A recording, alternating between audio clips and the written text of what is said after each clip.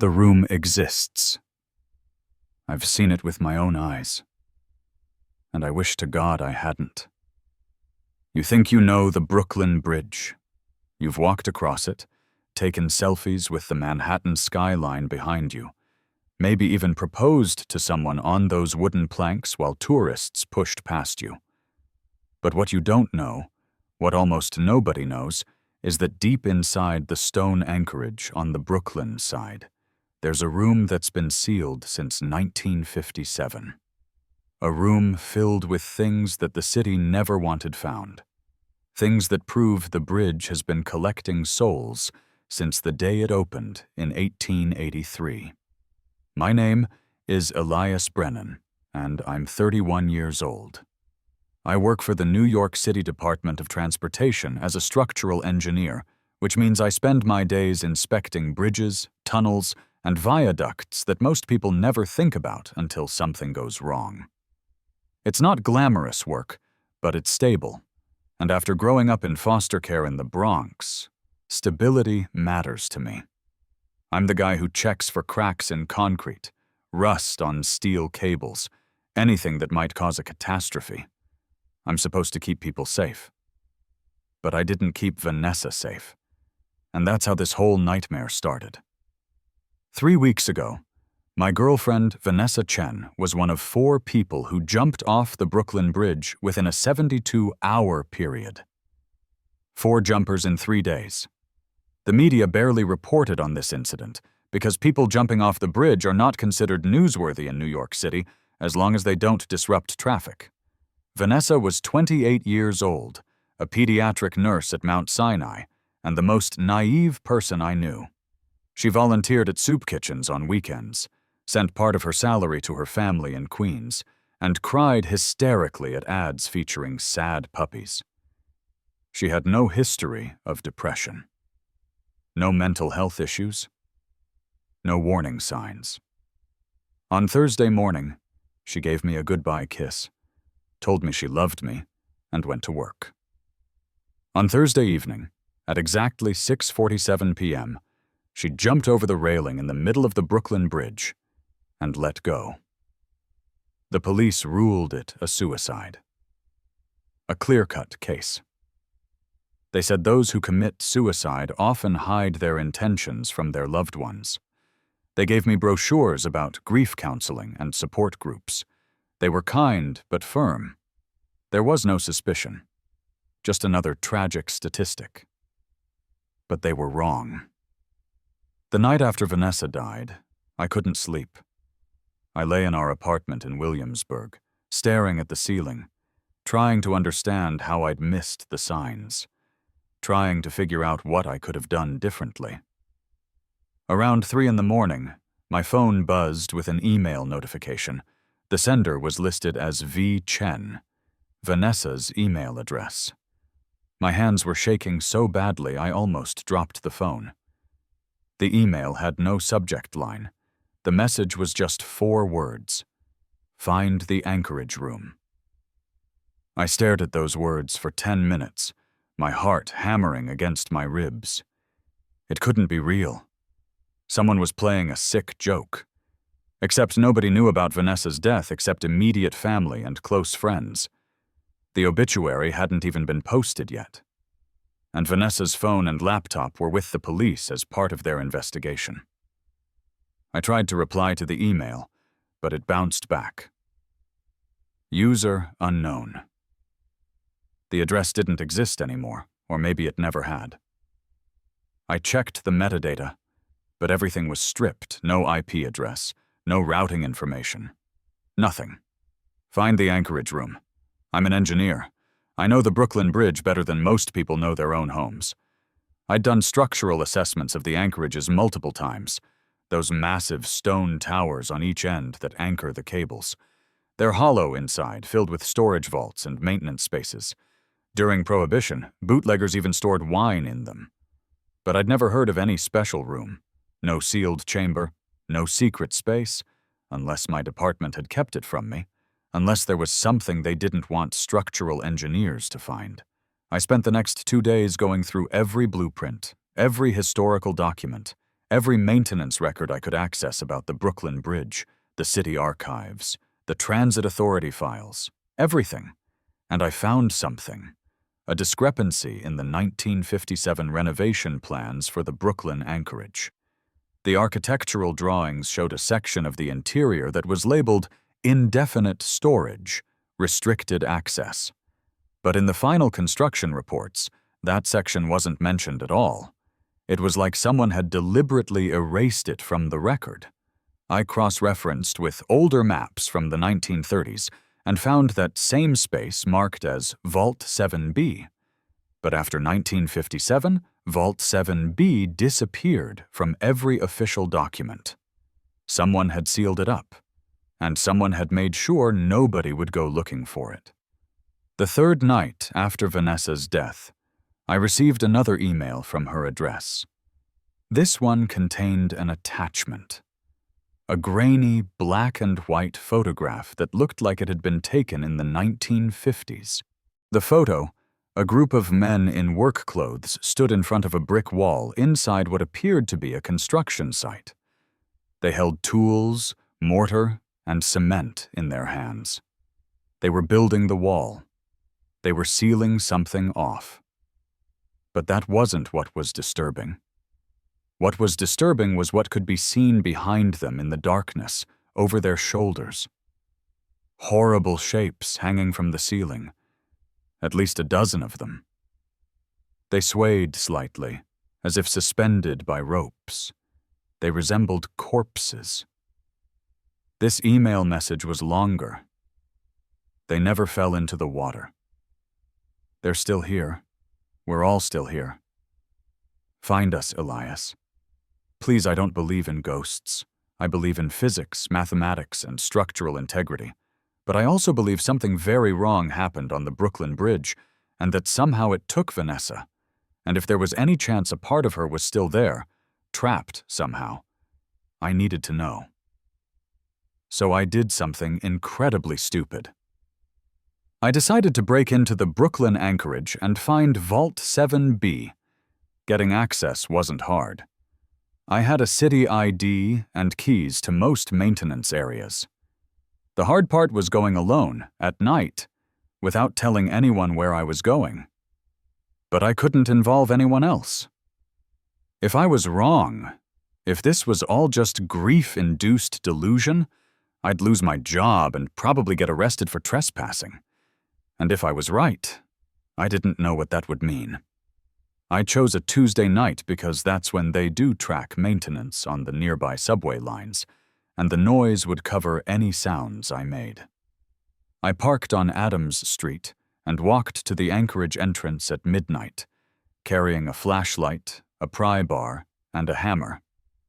The security guard on duty was someone I knew, Luis, and he just nodded when I said I needed to check some cable tension readings.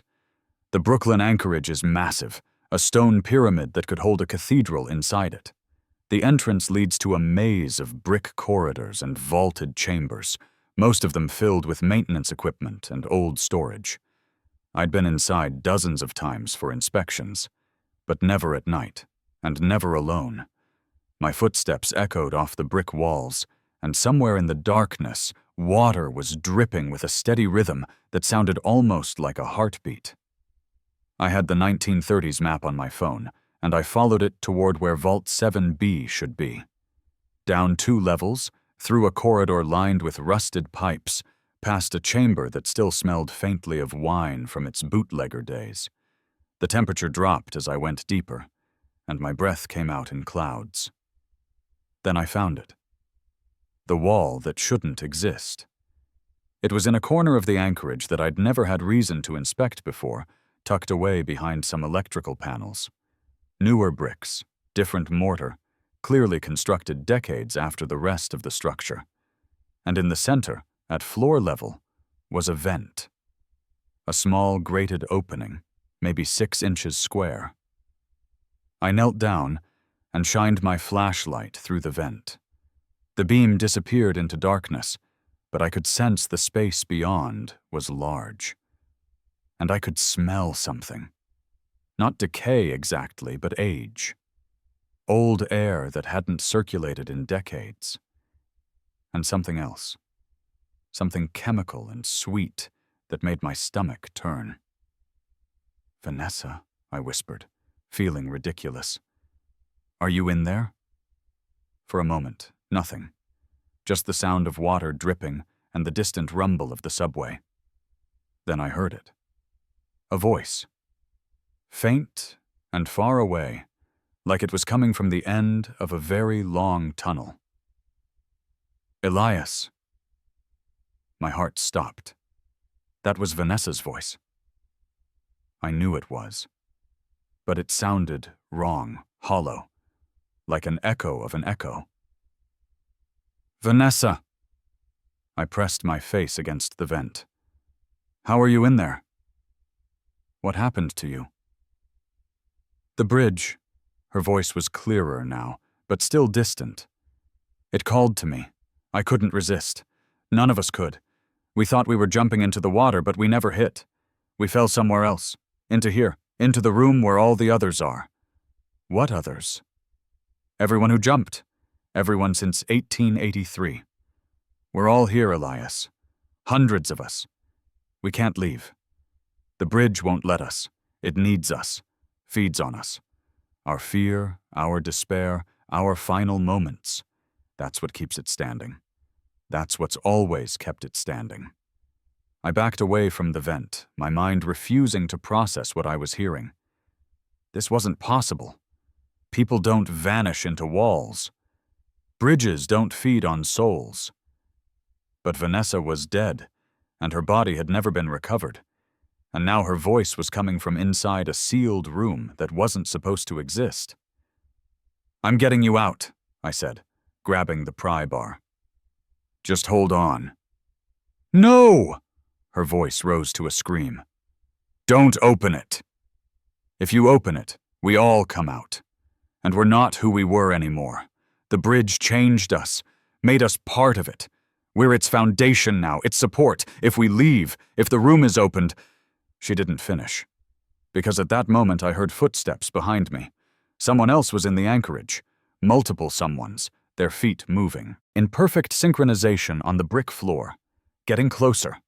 I spun around, shining my flashlight down the corridor. And froze.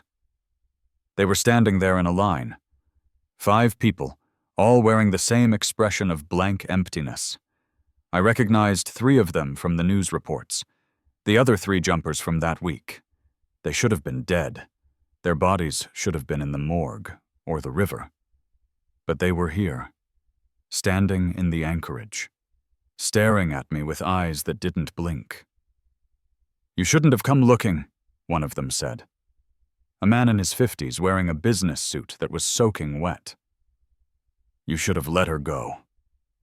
Let us all go." "What are you?" I managed to whisper. "We're the bridge," they all said in unison. "We're the foundation. The sacrifice. The price.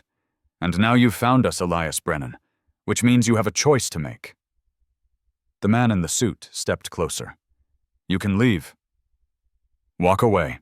Forget about Vanessa and Vault 7B and everything you've learned tonight. Live your life. The bridge will let you go. Or..." My voice was shaking. "Or you can open that wall. Free us. Let hundreds of souls escape back into the world. But the bridge will fall, Elias. Without us, without our energy holding it together, the Brooklyn Bridge will collapse, and everyone on it will die. Thousands of people, maybe more." This was insane. This couldn't be real. But the man's suit was dripping water onto the floor, and I could smell the East River on him. And Vanessa's voice was still crying out from behind that wall. "That's not a choice," I said. "That's blackmail." "That's the truth," they all replied.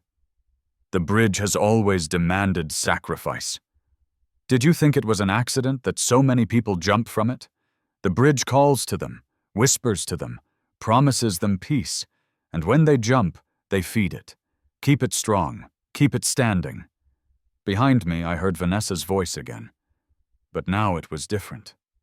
Desperate and angry and not quite human anymore. Don't leave me here, Elias! You promised you'd never leave me. Break the wall. Free us. Please! But as she spoke, I felt the whole anchorage tremble slightly. The stones shifting. The bridge above me groaning, like it was warning me, like it was showing me what would happen if I made the wrong choice.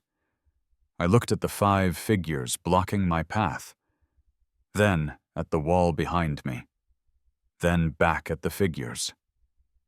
And I made my decision. I ran. Not away from them, not toward the exit. I ran directly at the 5 figures blocking my path, my pry bar raised like a weapon. They didn't expect it. Maybe the bridge thought I'd stand there paralyzed, debating ethics and consequences while they closed in. But I've spent my whole life making split-second decisions. When you grow up in foster care, you learn fast that hesitation gets you hurt. I swung the pry bar at the nearest figure, the man in the wet business suit. It passed right through him like he was made of smoke. He didn't even flinch. But the momentum carried me forward through the line of bodies, and suddenly I was past them and sprinting down the corridor toward the entrance. Behind me, I heard their voices calling out in perfect unison. "You can't run from the bridge, Elias!" It's everywhere. It's always been everywhere. I didn't look back. My flashlight beam bounced wildly off the brick walls as I ran, my boots echoing on the stone floor. I could hear them following, but their footsteps were wrong. Too light, like they weren't quite touching the ground. I burst through a doorway into one of the storage vaults, looking for another route out. The chamber was filled with old equipment, rusted metal frames, coils of cable from past renovations. And standing among the debris was another figure. A woman in a 1940s dress, her hair in victory rolls, her face pale and expressionless. "There's no leaving," she said calmly. "Once you know about the room, you're part of the bridge's secret. You're connected now." I veered left into another corridor, my lungs burning. This wasn't possible. Dead people couldn't walk around. Bridges couldn't be sentient. But I'd seen what I'd seen, heard what I'd heard. And every engineer knows that sometimes reality doesn't match the blueprints. I found a maintenance stairwell and took the steps 3 at a time, climbing up toward ground level. But when I reached what should have been the exit, I found myself in another vault instead. A chamber I'd never seen before, even though I'd mapped this entire structure. The bridge was changing itself, rearranging its interior, keeping me inside. "Okay," I said out loud, trying to steady my breathing. "Okay. You want to talk? Let's talk." The temperature dropped another 10 degrees. My breath came out in thick, white clouds. And then Vanessa was there. Not behind the wall anymore. Standing right in front of me, solid and real and soaking wet. Water dripped from her nurse's scrubs, pooled around her feet. "Elias," she said, and her voice was wrong. Too many voices layered together, speaking as one. "You came looking for me. That means you love me. That means you'll save me." "You're not Vanessa," I said, backing away. "Vanessa's dead. You're something else, something the bridge created." "I'm both." She stepped closer. "I'm Vanessa Chen, who jumped 3 weeks ago. But I'm also everyone else who's in that room. We're all connected now, all part of the same consciousness. The bridge merged us together. We share memories, pain, final moments. Do you want to know what it feels like to fall, Elias? To realize midair that you've made a terrible mistake? To hit the water and feel your bones shatter? Stop. Except we never hit the water. We fell through reality itself, into the space the bridge created to hold us, to feed on us. We've been screaming in there for decades, Elias. Some for over a century. Can you imagine that? Can you imagine existing in that darkness, feeling everyone else's agony along with your own, For 140 years. I pressed my back against the brick wall. If I open that room, the bridge collapses. Thousands of people die. I can't make that choice. But you can choose to leave us here? Vanessa's face twisted with anger, and for a moment I saw dozens of other faces flickering beneath her features. Old faces, young faces, all screaming. You can choose to walk away knowing we're trapped? Knowing I'm trapped? The bridge is lying to you, I said, trying to think like an engineer instead of a grieving boyfriend. Structures don't collapse because of metaphysics. The Brooklyn Bridge is held up by steel cables and physics, not sacrificed souls. Whatever you are, whatever the bridge has convinced you of, it's not true. Vanessa tilted her head.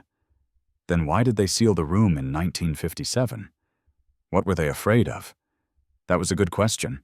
I didn't have an answer. The bridge knows you'll figure it out eventually, she continued. You're an engineer. You'll analyze it logically. You'll realize the room can be opened without catastrophic consequences. But by then, you'll be one of us. The bridge has already started claiming you. What are you talking about? She pointed at my hands. I looked down and felt my stomach drop. My fingers were wet, dripping water, East River water from the smell of it, and my clothes were damp, clinging to my skin. How long had they been wet? I didn't remember getting wet. It starts slowly, Vanessa said. First the water, then the cold, then the inability to leave, then the fall. You felt it when you knelt by that vent, Elias. The bridge touched you, connected with you, and now you're part of its pattern. I tried to wipe my hands on my jeans, but more water just appeared, seeping through my skin from the inside out. No, this isn't happening. You have maybe an hour before you're like us. Before the bridge pulls you all the way in. So here's the real choice. Vanessa's expression softened, and for just a moment, I saw the woman I'd loved. You can spend that hour trying to escape, running through corridors that will never lead you out. Or you can use it to do something that matters. Open the room, free us, let us rest. And if the bridge really does collapse, then it collapses. Buildings fall all the time in New York. The city rebuilds. But souls don't get second chances, Elias. We don't get to rebuild. This is it for us. This is forever. I looked at her, at the desperation in her eyes, and felt something crack inside me. What kind of person was I if I left her there? If I left hundreds of people trapped in eternal suffering just to maintain infrastructure?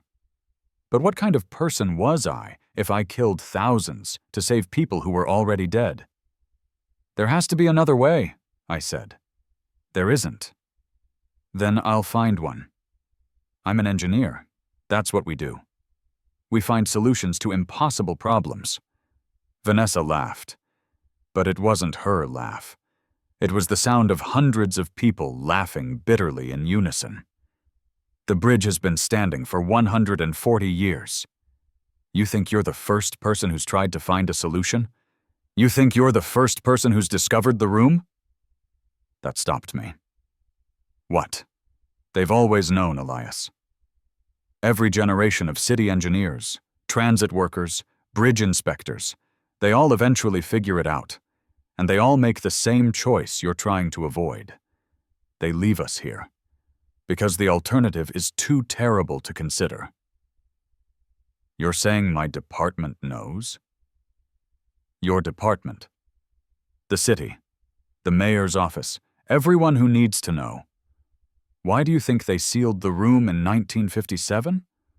Not to hide it. To make it harder for people like you to make the wrong choice. To add one more barrier between curiosity and catastrophe. My mind was racing. If the city knew, there had to be records. Documentation. Some kind of contingency plan for if the room was ever opened. I pulled out my phone, but there was no signal this deep in the anchorage. I needed to get out, needed to access the department's restricted archives, needed to find proof that the bridge was lying about what would happen. "You're still thinking like an engineer," Vanessa said sadly. "Still looking for the rational explanation." But some things don't have rational explanations, Elias. Some things are just terrible truths that we have to accept. The water covering my hands was getting colder. I could feel it spreading up my arms now, soaking through my shirt. And I was starting to hear something. A distant roaring sound, like rushing water, or like falling through air. "1 hour, Vanessa reminded me. "Then you're with us." "In the room. Forever. Unless you open the wall first." She vanished, just blinked out of existence. I was alone in the vault, dripping wet, my internal clock counting down to something I couldn't let happen. I ran again. Not toward the exit this time, toward the restricted archives section of the anchorage. Every major city structure keeps hard copies of critical documents on site in case of digital failures. If there was any documentation about Vault 7B, about what was really in that room, and what would happen if it was opened, it would be in those archives. The filing room was behind a locked steel door, but my master key worked. Inside were rows of metal shelves filled with binders and document boxes going back decades. I started pulling them down, scanning through pages as fast as I could. Maintenance logs, inspection reports, renovation plans. Then I found it. A box labeled 1957 Anchorage Modifications, Classified. Inside was a folder marked Vault 7B, Permanent Closure Authorization. My hands were shaking so badly I could barely turn the pages. But what I read there changed everything. The room had been opened before, in 1956, by a bridge inspector named Thomas Reeves, who'd heard voices coming from behind the wall. He'd broken through, thinking he was rescuing trapped construction workers. What he'd found inside was exactly what Vanessa had described. Bodies. Hundreds of them, hanging from the ceiling on invisible ropes, swaying slightly in non-existent wind. Every person who'd ever jumped from the Brooklyn Bridge and whose body was never recovered. All of them in various states of decay, but none of them quite dead. Eyes still moving, mouths still opening and closing. Still aware, still suffering. Thomas Reeves had tried to cut them down, tried to free them, and the moment he did, the entire bridge had started to shake. Not an earthquake. The structure itself was convulsing, cables snapping, roadway cracking. People on the bridge had felt it, started evacuating in panic. The document included testimony from the city engineers who'd responded. They'd had to make a choice. Leave the room open and let the bridge fall, killing everyone on it and possibly causing a collapse that would damage nearby buildings. Or seal the room again, with Thomas Reeves still inside. They'd chosen to seal it. Thomas Reeves was in there. He'd been in there since 1956. 67 years, trapped with all those suffering souls, unable to die, unable to escape. And according to the final page of the document, he'd sent his wife a letter before he vanished. A letter that described hearing voices from inside the wall. A letter that sounded exactly like the emails I'd been receiving. The bridge didn't send those emails. Vanessa didn't send them. Thomas Reeves did, still trying after all these decades to lure someone into opening that wall, to finishing what he'd started, to freeing them all, no matter the cost. I sat down hard on the concrete floor, the document falling from my wet hands. This wasn't about saving Vanessa. She was gone, really gone. What was in that room wasn't her anymore. It was something else. Something that had consumed her identity and memories and was using them to manipulate me. The bridge wasn't evil. It wasn't even sentient. It was just a consequence. A structural anomaly created when the bridge was built on land that had been a Native American burial ground, that had seen countless drownings before construction even began. All that death and despair had created something. A pocket dimension. A space where the boundaries between life and death had worn thin, and opening it wouldn't free anyone. It would just spread that pocket dimension outward, turn the entire bridge into a trap, make the whole structure into a doorway to nowhere. I stood up, my decision made. I wasn't opening that wall, but I wasn't leaving Vanessa there either. There had to be a third option, something the engineers in 1957 hadn't thought of. I grabbed a pen and paper from the filing room and started sketching, calculating, thinking about the problem from every angle. What if the room could be opened gradually? What if the souls could be released slowly, one at a time, giving the bridge time to adjust? What if there was a way to neutralize the pocket dimension itself? I worked for 20 minutes, barely noticing as the water on my skin grew colder and the roaring in my ears grew louder. My engineering training taking over, reducing the supernatural to a structural problem, finding the weak points, the pressure releases, the fail-safes. And then I had it. A solution so obvious I couldn't believe nobody had thought of it before. The bridge wasn't holding the souls. The souls were holding the bridge. They'd become part of its foundation, but not through some mystical connection. Through belief. They believed they were trapped. They believed they were necessary. And that belief had made it true. All I had to do was convince them otherwise, show them the math, the physics.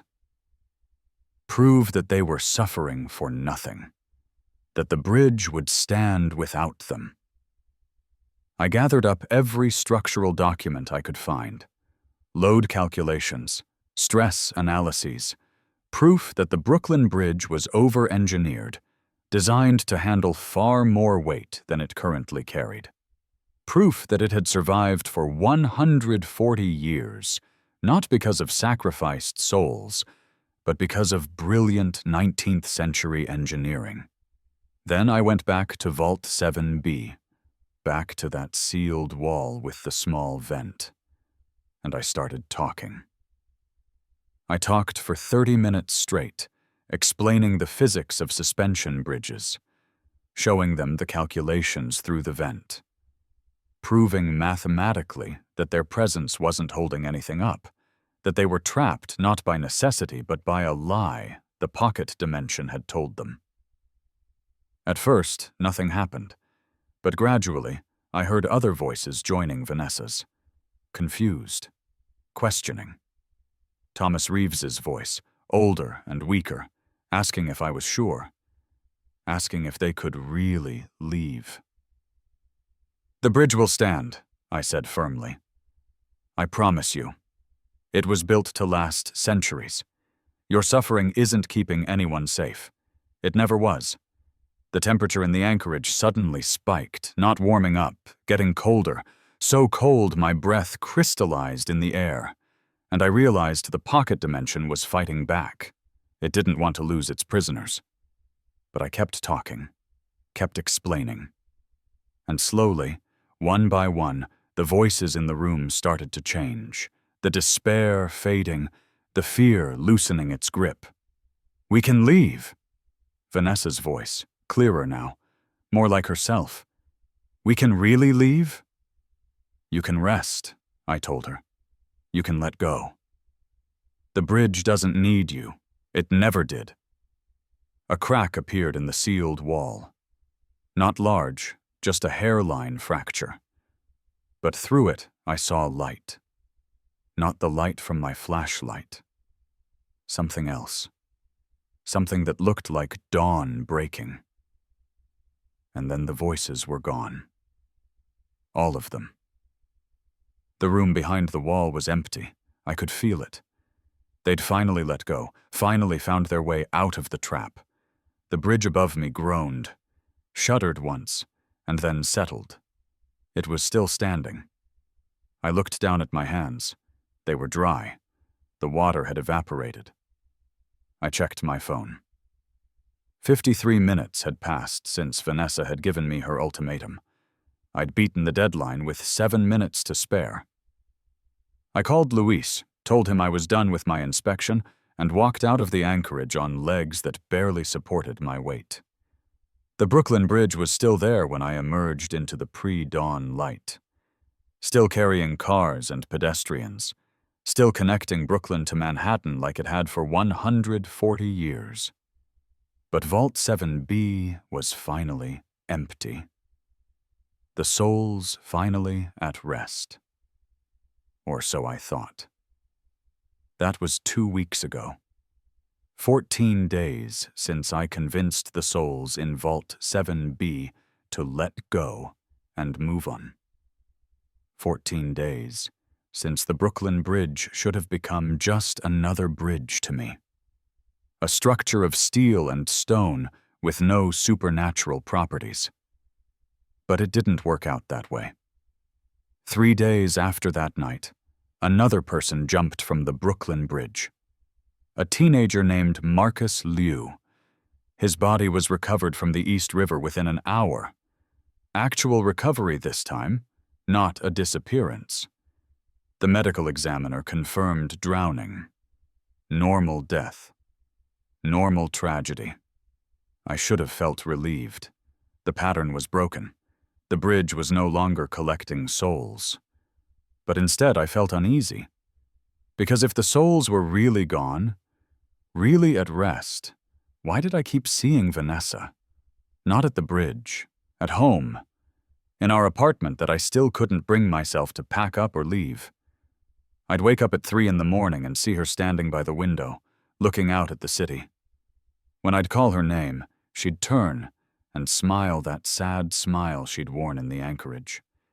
Then she'd fade away like morning mist. At first, I thought it was grief. Normal hallucinations brought on by trauma and sleep deprivation. I made an appointment with a therapist, started taking the medication she prescribed. But the visions didn't stop. They got stronger. Vanessa started leaving me notes, written in her handwriting on scraps of paper I'd find throughout the apartment. Check the bridge today. Something's wrong with the south cable. Inspect anchorage vault, 3C. Every note was about the Brooklyn Bridge. Every note was accurate. When I checked the south cable, I found stress fractures that hadn't been there during my last inspection. Vault 3C had a water leak that could have caused serious damage if left unrepaired. She was still connected to the bridge somehow, still part of it, and she was trying to help me do my job. I went back to the anchorage 1 week after that night, during daylight hours this time, with proper authorization and 2 other engineers. We inspected Vault 7B. The sealed wall was still there, but that hairline crack had grown. Not much, just a few inches. And when we brought in ground-penetrating radar to see what was behind the wall, the readings were bizarre. The space beyond showed up as empty. Completely empty. No bodies, no hanging figures, nothing. Just a void roughly 20 feet by 30 feet that shouldn't exist according to the building's blueprints. A pocket of nothing in the middle of solid stone. Must be a radar glitch, my colleague Dave said. Stone this old can cause weird reflections. But I knew better. The room was still there. The souls were gone, but the space they'd occupied remained. A scar in reality that the bridge would carry forever. That night, Vanessa appeared in my apartment again. But this time she looked different, more solid, more present. She sat down on the couch next to me, close enough that I could smell her shampoo, that coconut scent she'd always loved. "You did it," she said softly. "You freed us. Most of us, anyway." "Most of you?" She nodded. "The ones who wanted to leave, who were ready to let go. They moved on. Found peace, but some of us chose to stay." My chest tightened. "Why would you choose to stay?" "You're free now. You don't have to suffer anymore." "I'm not suffering," she said, and she sounded almost amused. "It's different now. Before we were trapped, prisoners of the bridge's hunger, but now we're just here, choosing to remain, watching over the structure. We've been part of it for so long that leaving feels wrong, like abandoning something we're responsible for. Vanessa, you don't owe the bridge anything. It took your life." "No." She shook her head firmly. "Depression took my life, Elias. The bridge just happened to be where I went to end it. And I know you don't want to hear this, but there were signs. I was struggling. I hid it from you because I didn't want to be a burden. The bridge didn't make me jump. It was just there when I needed it to be." I felt tears burning in my eyes. "I should have seen it. Should have helped you. You couldn't have stopped me." "Nobody could. But you did something better. You freed all those other souls who didn't want to be trapped. People like Thomas Reeves, who were trying to help and got caught. You gave them peace." She reached out and took my hand. Her touch was cold but real. "Now I'm asking you to give me something too." "What?" "Stop trying to save me. Stop seeing me as a victim who needs rescuing. I made my choice, and now I'm making another choice, to stay connected to the bridge, to help prevent what happened to us from happening to others. There are 7 of us who stayed. 7 souls who want to be guardians instead of prisoners. How can you guard anything? You're dead." She smiled. "We're something else now, something in between. We can sense when someone's in danger, when the bridge is calling to them, and we can push back, make them hesitate, give them one more moment to reconsider. It's not much, but it's something." "So you're telling me you're a bridge ghost now?" I tried to laugh, but it came out as a sob. "I'm telling you, I found a purpose. Even in death. And I need you to let me fulfill it. Stop coming to the anchorage looking for ways to fix this.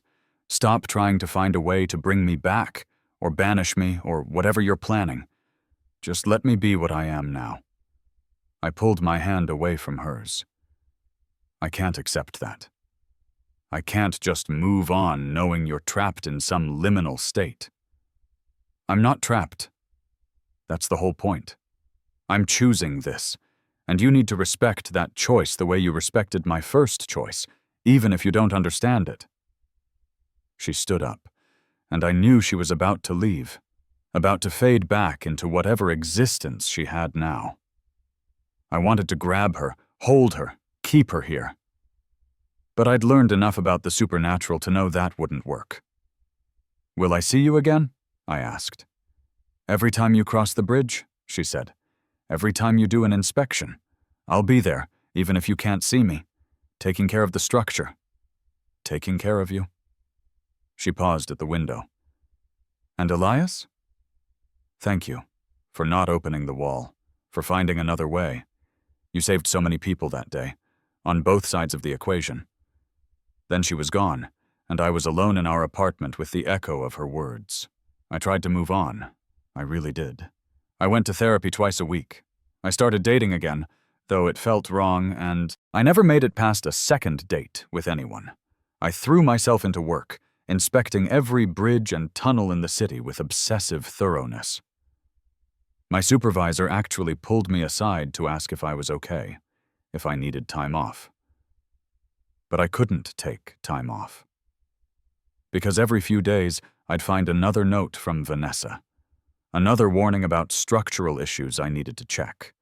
And every time I followed up on her warnings, I'd find problems. Serious problems that could have caused injuries or deaths if left unaddressed. She was keeping her promise, watching over the bridge, watching over me. 3 months after that night in the anchorage, I was doing a routine cable inspection on the Brooklyn Bridge when I noticed something odd. A woman standing near the center span, her hands on the railing, staring down at the water. It was 10 at night, and she was alone. Everything about her posture screamed desperation. I approached slowly, the way you're supposed to approach someone in crisis. "Hey," I called out. "You okay?" She didn't turn around. "I can hear it," she said. "The bridge. It's calling to me, telling me this is the answer, that everything will be better if I just let go." My blood ran cold. The bridge was still calling to people. Vault 7B might be empty, but whatever force had created that pocket dimension was still active, still hungry. "Don't listen to it," I said, moving closer. "The bridge lies. It promises peace, but all it offers is suffering." "How would you know?" She finally looked at me, and I saw tears streaming down her face. "How would you possibly know?" "Because the woman I loved jumped from this bridge, and I spent weeks trying to understand why, trying to figure out if I could have stopped her. I was next to her now, close enough to grab her if she tried to climb over. And what I learned is that the bridge doesn't solve anything. It just ends things. Permanently. Maybe that's what I want. An ending. No. A new voice. Female. Familiar. I looked to my right and saw her. Vanessa. Visible for just a moment, standing on the other side of the woman. Solid enough that the woman could see her too. "You don't want an ending. You want the pain to stop. There's a difference." The woman gasped. "Who are you? How did you get there?" "I'm someone who made the choice you're considering. And I'm here to tell you that you have other options. Better options. Harder options, but better." Vanessa looked at me, and I saw pride in her eyes. "This man works for the city. He can get you to a hospital, to people who can help. Will you let him?" The woman was shaking, but she nodded. She took her hands off the railing and stepped back, away from the edge, away from the call. I spent the next 2 hours with her, got her to Bellevue Hospital's psychiatric emergency room, made sure she was admitted and would get the help she needed. When I finally left the hospital at 2 a.m, I found Vanessa waiting outside. "That's the first one we've saved," she said. "Together." The bridge called to her, but we called back louder. "We?" "The 7 of us. We're learning how to push back against it, how to interfere with its whispers. It's not perfect. Some people still jump, but we're getting better at identifying who's at risk, at being there when it matters." I leaned against the hospital wall, exhausted. So this is my life now? Bridge inspector by day, supernatural suicide prevention by night. Only if you want it to be. You could walk away, move to a different city, inspect different bridges, let someone else handle the Brooklyn Bridge. I thought about it. Really thought about it. I could transfer to the Boston office. Or Seattle. Or anywhere that didn't have Vanessa's ghost and a bridge that fed on despair. I could start over. Have a normal life. But I'd never been good at walking away from problems. Someone has to do it, I said finally. Might as well be someone who understands what's really happening. Vanessa smiled. I was hoping you'd say that. Over the next 6 months, we developed a system. The 7 guardian souls, as I started thinking of them, would alert me when they sensed someone in crisis on the bridge. I'd respond, either during my regular inspections or by making up excuses to be there at odd hours. Sometimes I could talk people down. Sometimes all I could do was call for backup and hope the professionals got there in time. We didn't save everyone. The bridge still claimed lives, but we saved more than would have been saved otherwise. And slowly, I felt like I was making a kind of peace with what had happened, with Vanessa's death, with the reality that some problems don't have clean solutions, only ongoing management. The city never found out about Vault 7B. I never filed a report about that night. The classified documents stayed in their box in the restricted archives, and as far as I know, nobody else has discovered them. Maybe that makes me complicit. Maybe I should have exposed everything. But I'd seen what happened when Thomas Reeves tried to be a hero. Sometimes the right choice is to keep your mouth shut and handle things quietly. Last week, I got a message from my department head. They're promoting me to Senior Bridge Inspector with oversight of all East River crossings. It means more responsibility, longer hours, and access to even more restricted information. It also means I'll be spending a lot more time on the Brooklyn Bridge. I accepted the promotion, because here's what I've learned over these past months. The Brooklyn Bridge isn't evil. It's just old. It's absorbed over a century of human emotion, desperation, and death. And that's left a mark. A stain that attracts darkness the way blood attracts sharks. But it's also capable of redemption, capable of being something other than a monument to suicide. The 7 Guardians are proof of that. Souls who chose to stay not out of obligation, but out of hope. Hope that they could transform the bridge's hunger into protection, its call into a warning, its history of death into a future of prevention. And me? I'm proof that the living and the dead can work together when they have to. That engineering and the supernatural aren't necessarily incompatible. That sometimes the best way to honor someone you've lost is to continue their work in whatever form you can. Vanessa appears less frequently now. She says the Guardians are getting stronger, more independent. They don't need her to check in on me as much. But sometimes, when I'm doing a late-night inspection and I'm alone on the bridge, I'll feel her presence. A cold spot in the air, a whisper in the wind that sounds like my name. And I'll whisper back, I'm still here, still watching, still fighting. Because that's what you do when you love someone. You don't let death end it. You just find new ways to show up, new ways to honor them, new ways to make sure their sacrifice meant something. The Brooklyn Bridge is still standing, strong and beautiful and deadly, but it's also guarded now, protected by 7 souls who refused to be victims, 7 souls who turned their tragedy into purpose. And it's watched over by one living man who learned that sometimes the most important bridges aren't the ones that span rivers. They're the ones that connect the living and the dead, the natural and the supernatural, the past and the future. I cross that bridge every day, and every day I remember what's hidden inside it, the room that no longer holds prisoners, the space that exists between life and death, the choice that Thomas Reeves made and that I refused to repeat. Vault 7B. Empty now. But it's not forgotten. And as long as I'm alive, as long as the Guardians remain, it never will be. Because the best way to prevent history from repeating isn't to erase it. It's to remember it. To learn from it. To make sure that the people who suffered weren't just statistics or ghost stories. They were real. They mattered. And their legacy is that fewer people will join them. That's not redemption, but it's something, and sometimes something is enough.